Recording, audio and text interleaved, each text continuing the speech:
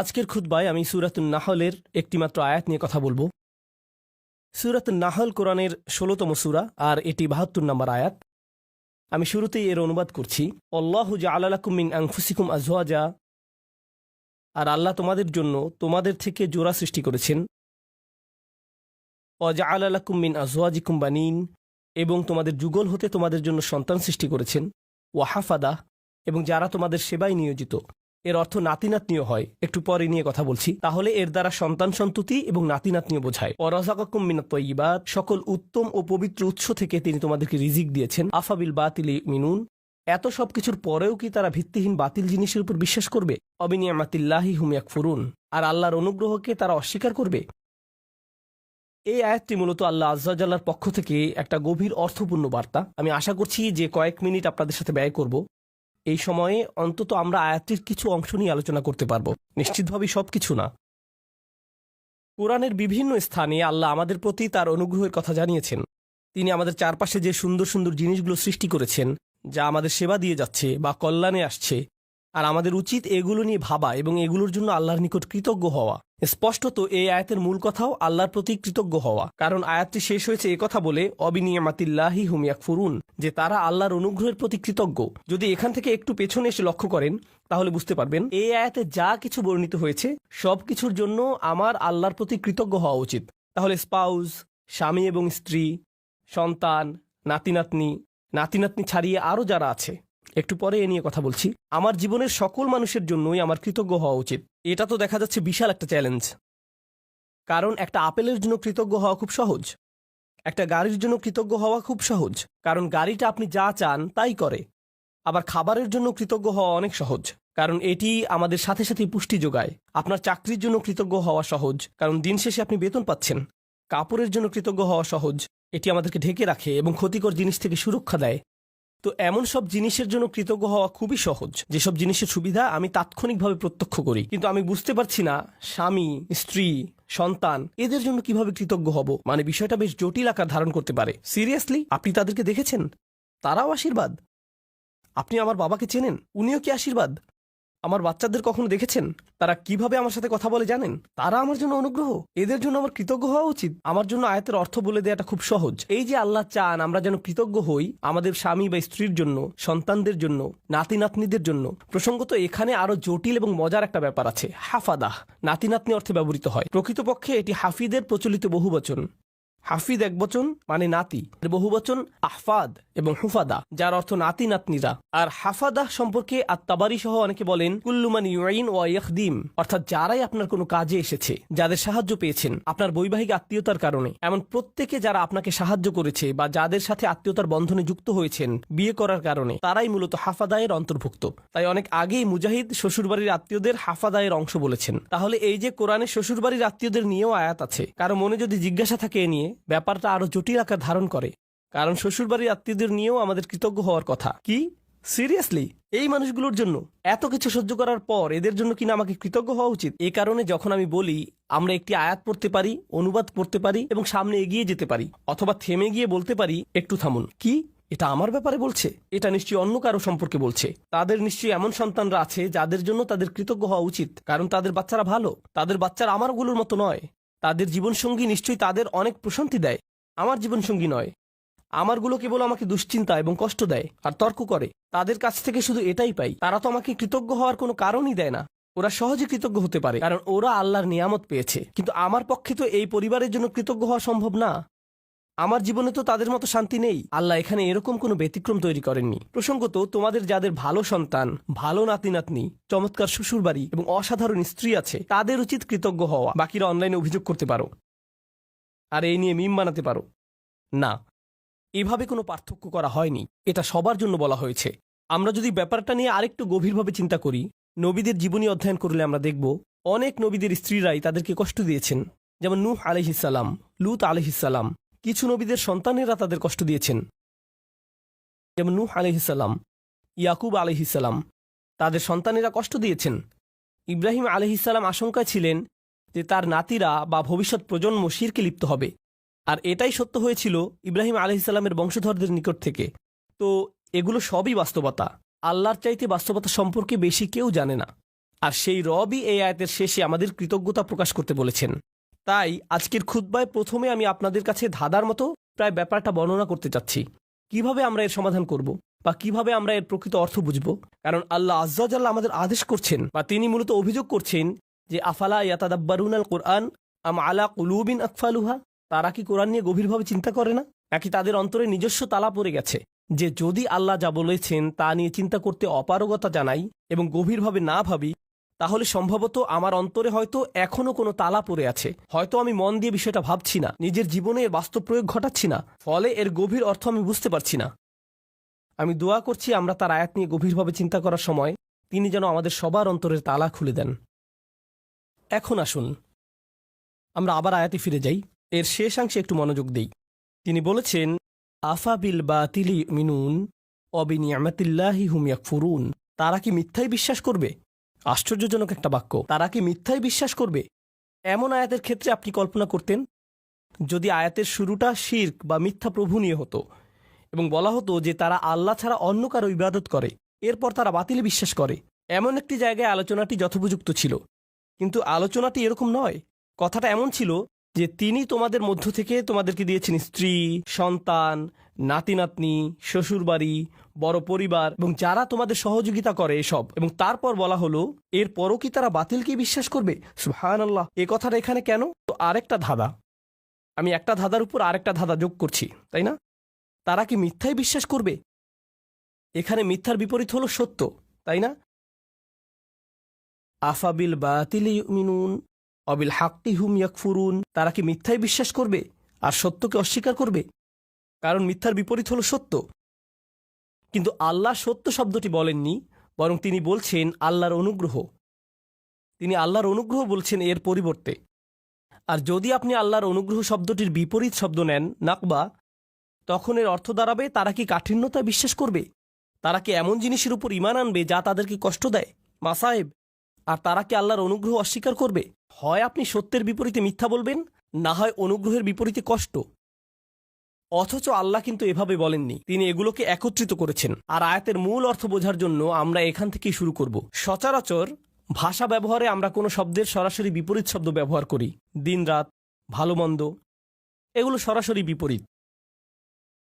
কিন্তু কোরআনে আল্লাহ মাঝে মাঝে একটু জটিল বিপরীত ব্যবহার করেন।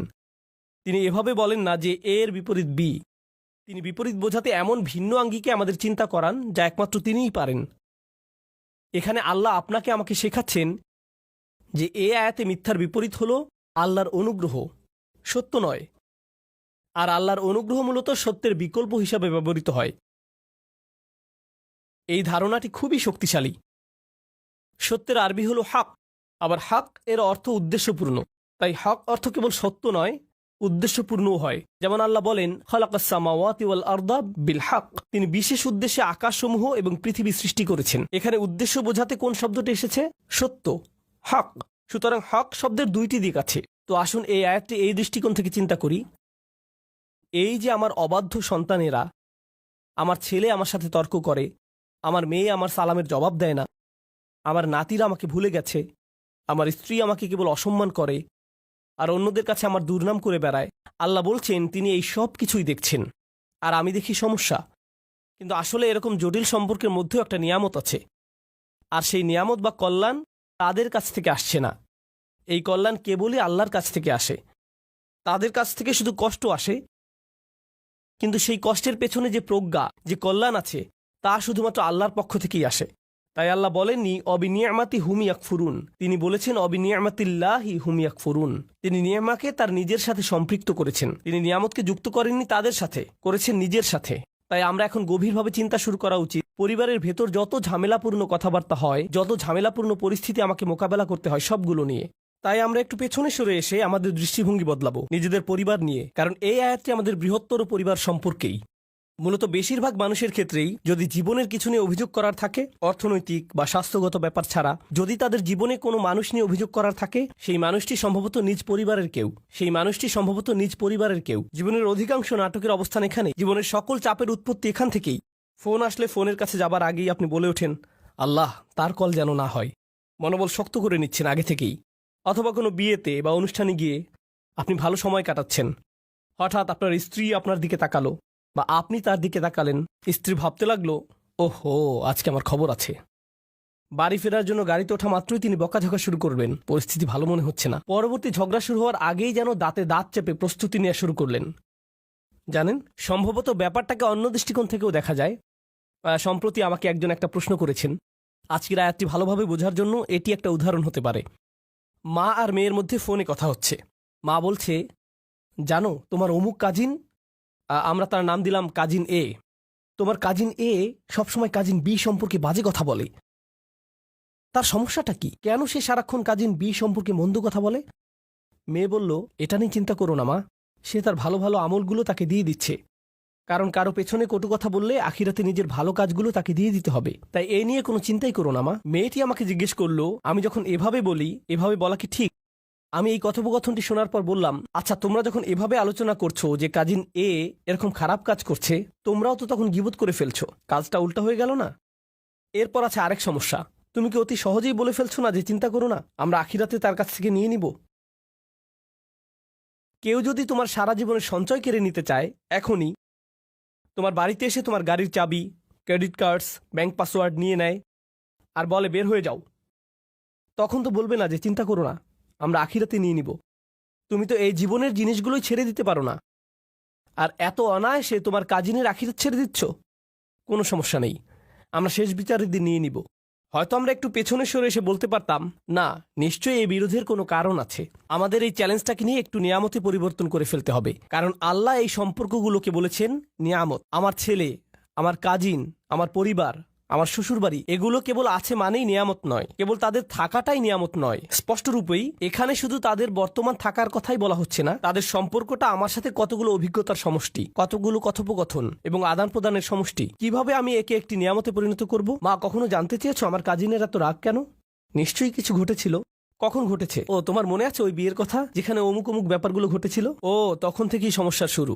আমরা হয়তো তাদের দুজনকে নিয়ে একসাথে বসতে পারি এবং সমস্যাটার একটা সমাধান করতে পারি। আমরা হয়তো সমস্যাটার সমাপ্তিতে সাহায্য করতে পারি, এটাকে আরো বড় করার পরিবর্তে। এই নিয়ে পেছনে কথা না বলে, অভিযোগ না করে আমরা হয়তো সমাধানের একটা অংশ হতে পারি, যেন পরিবারটি আত্মীয়তার সম্পর্কের মাঝে যে নিয়ামত লুকিয়ে আছে তার অভিজ্ঞতা লাভ করতে পারে। আপনার পরিবারে যে মানুষগুলোর আগমন ঘটে, আমার পরিবারে যে মানুষগুলোর আগমন ঘটে, ভালো হোক বা মন্দ, আল্লাহ একটা উদ্দেশ্যকে সামনে রেখেই তাদেরকে আমাদের জীবনে পাঠিয়েছেন। তার সব কাজেই উদ্দেশ্য থাকে। মাঝে মাঝে আপনি আপনার ভাইকে দেখে ভাবেন, তুমি কিভাবে আমার ভাই?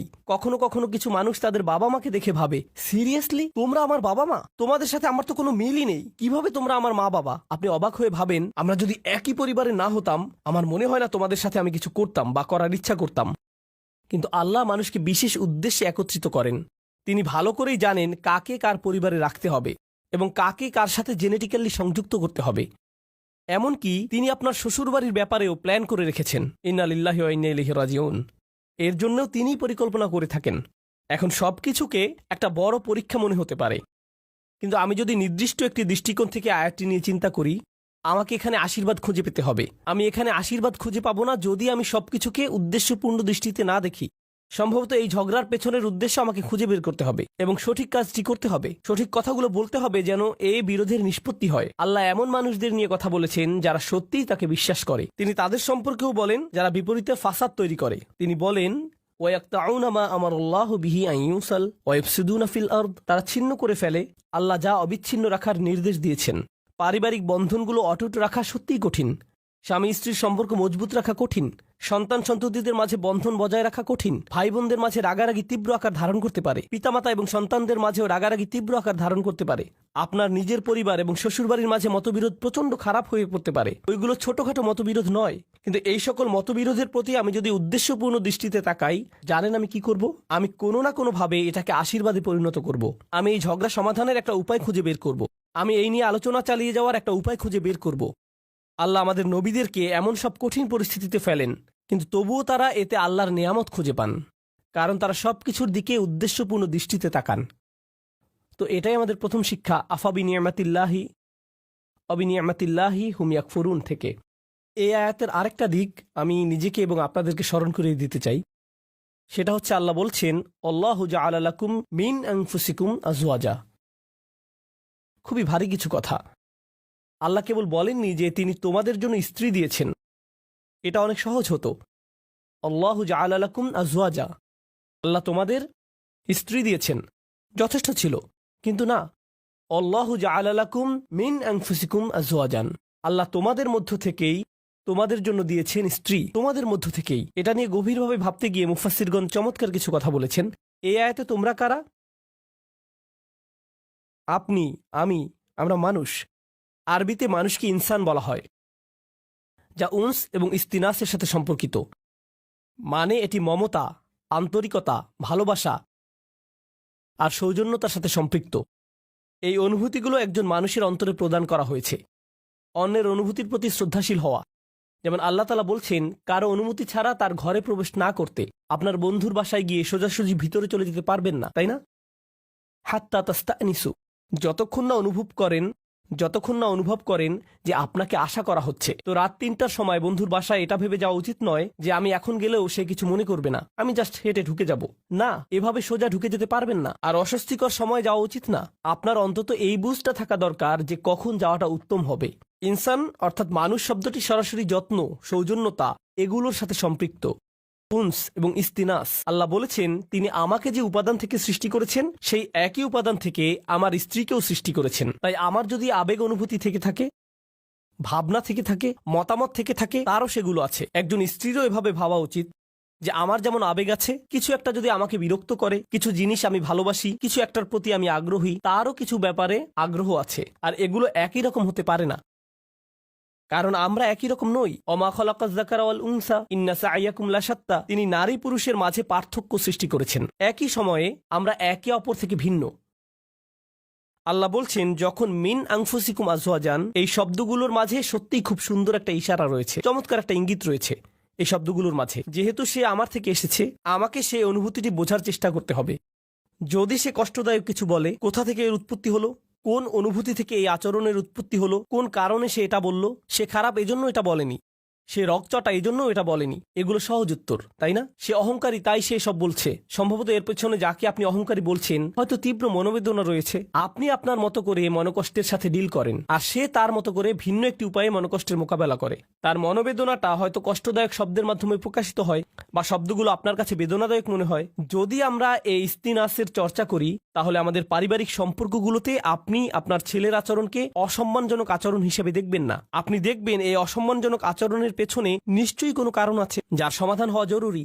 একটা দেয়াল তৈরি হয়েছে যা আপনাকে ভাঙতে হবে আপনার ভালোবাসা এবং সহানুভূতির মাধ্যমে, আর আপনাকে এটা করতে হবে উদ্দেশ্যপূর্ণ উপায়ে। বৃহৎ উদ্দেশ্যটা মাথায় রাখতে হবে। আল্লাহ এই মানুষগুলোকে, যাদের তিনি একটি পারিবারিক সম্পর্কে একত্রিত করেছেন, তিনি চান তারা যেন সংঘবদ্ধ থাকে। আল্লাহ চান তারা যেন তাদের প্রতিবন্ধকতাগুলোকে অতিক্রম করে। আল্লাহু জাআলা লাকুম মিন আনফুসিকুম আজওয়াজান ওয়া জাআলা লাকুম মিন আজওয়াজিকুম বানিনা ওয়া হাফাদা। এই আয়াতগুলোর আরো চমৎকার একটা দিক হলো আল্লাহ তোমাদের দিয়েছেন সন্তান সন্ততি, আল্লাহ তোমাদের দিয়েছেন শ্বশুরবাড়ির আত্মীয় স্বজন, নাতি নাতনি, অন্য মানুষেরা যারা তোমাকে সাহায্য করবে, তোমার উপকারে আসবে। আল্লাহ আজ্জা জাল্লাহ বলছেন সব শুরু হয়েছে আজওয়াজ থেকে, অর্থাৎ আপনি বিয়ে করেন, আর যখন বিয়ে করেন তখন অন্য একটি পরিবারের সাথে সম্বন্ধ যুক্ত হন। যেহেতু আরেকটি পরিবারের সাথে আপনি এখন সম্পর্কের বন্ধনে আবদ্ধ, একদিন হয়তো চাকরি হারিয়ে ফেললেন বা অন্য কোনো বিপদে পড়লেন, সে সময় হয়তো আপনার স্ত্রীর খালাতো ভাইয়ের এক বন্ধু আপনার বিশাল এক উপকার করলো। জানেন, এই যে সম্পর্কগুলো তৈরি হয়েছে, যেগুলোর মাধ্যমে আল্লাহ আপনাকে সাহায্য করেন, রিজিক প্রদান করেন, এমন সব উপায়ে যা ছিল অকল্পনীয় শুধু ওই আত্মীয়তার কারণে, কারণ ওই আত্মীয়তার মাধ্যমে কানেকশন তৈরি হয়েছিল। তো আল্লাহ আমাদের বলছেন এই সম্পর্কগুলোর দিকেও তাকাও। মানুষের সাথে যে সম্পর্কগুলো তোমাদের আছে আর তোমাদের জীবনে ওই সম্পর্কগুলোর প্রভাব, এগুলো সবই আল্লাহর প্ল্যান। তিনি এগুলো প্রদান করেছেন। যে মানুষগুলো আমার জীবনে এসেছে তিনি সেগুলো প্রদান করেছেন।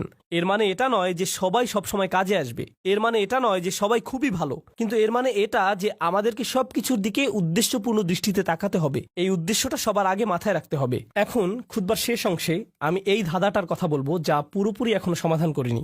আফাবিল বাতিল ইউমিনুন, তারা কি মিথ্যাতে বিশ্বাস করতে থাকবে?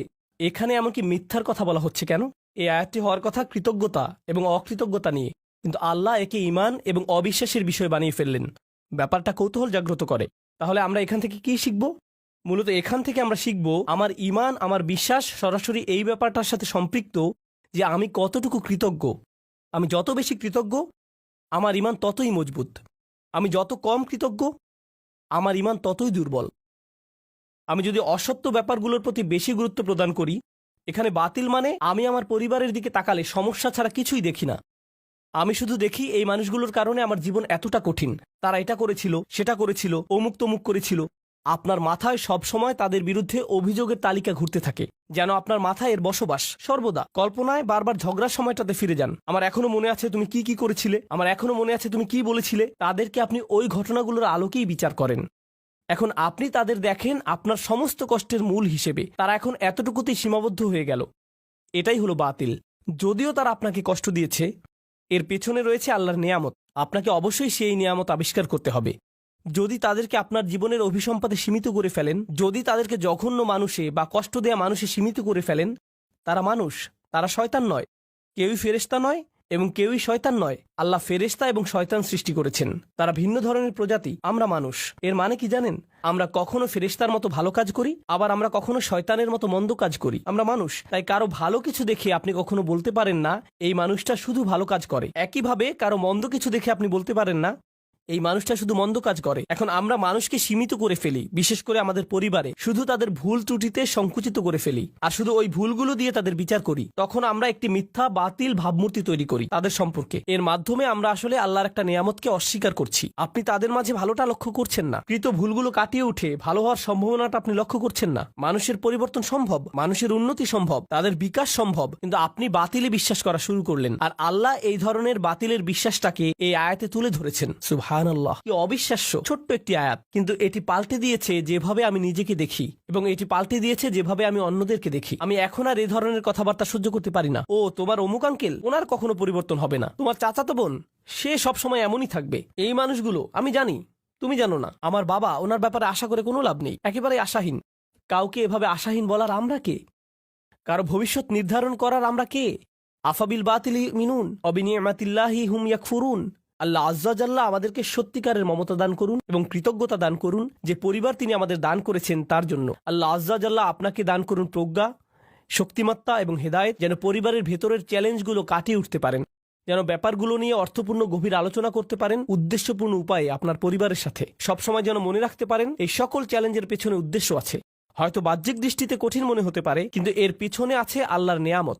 আল্লাহ আজ্জা জাল্লাহ আমাদেরকে ওই নিয়ামতটা দেখার সুযোগ দান করুন, এবং যেন কখনো এটা অস্বীকার না করি। আল্লাহ আমাদেরকে তাদের অন্তর্ভুক্ত না করুন যারা মিথ্যা দোষারোপ করে তাদের প্রিয়জনদের যে ভুলগুলো তারা করেছিল তার জন্য, আর আমরা তাদের উপর তা আরোপ করি, আর তাদেরকে সেটা নিয়ে চিরকাল বেঁচে থাকতে হয় আমাদের ভুল অভিযোগ আরোপ নিয়ে। এই ভুলটাই ইয়াকুব আলাইহিসসালামের সন্তানরা করেছিল। তারা তাদের বাবার উপর ভুল একটি অভিযোগ আরোপ করেছিল, ইন্না আবানা লাফি দলালিম মুবিন। আমাদের বাবা বিভ্রান্তিতে হারিয়ে গেছেন, কারণ উনি ইউসুফকে বেশি ভালোবাসেন। উনি অন্যায্য, আমাদের বাবা অন্যায্য এবং বিভ্রান্ত। এটাই আসল কথা। উনি অন্য যা কিছুই বলেন, উনি এসব বলেছেন কারণ উনি ইউসুফকে বেশি ভালোবাসেন। আমি ওনার উপদেশ শুনি না, কারণ আমি জানি উনি পক্ষপাত দুষ্ট। আমি জানি।